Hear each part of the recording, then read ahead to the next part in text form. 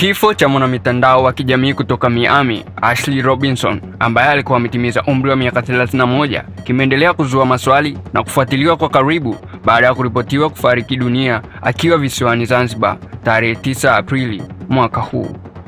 Kwa mujibu wa taarifa kutoka Jeshi la Polisi Tanzania, uchunguzi wa awali unaendelea ili kubaini chanzo halisi cha kifo hicho, huku mamlaka zikisisitizwa kuwa ni jukumu lao kutoa majibu kamili kuhusu tukio hilo.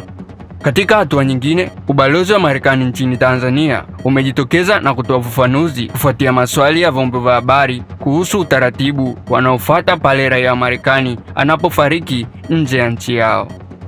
Kupitia msemaji wake, ubalozi huo umeeleza kuwa jukumu lao kubwa ni kutoa msaada wa kibalozi kwa familia, ndugu wa karibu pamoja na wawakilishi wa marehemu, lakini si kufanya uchunguzi wa chanzo cha kifo.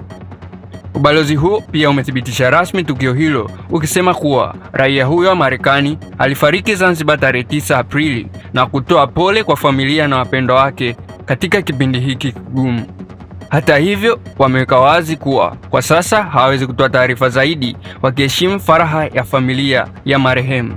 Wakati huo huo, taarifa kutoka vyanzo mbalimbali zinaeleza kuwa kesi za vifo vya raia wa kigeni ndani ya nchi hupewa mzito mkubwa sana, zikihusisha uchunguzi wa kina kutoka kwenye vyombo vya usalama pamoja na ushirikiano wa kimataifa pale inapohitajika.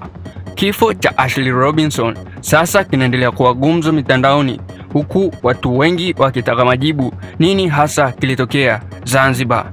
Je, uchunguzi utaibua ukweli gani?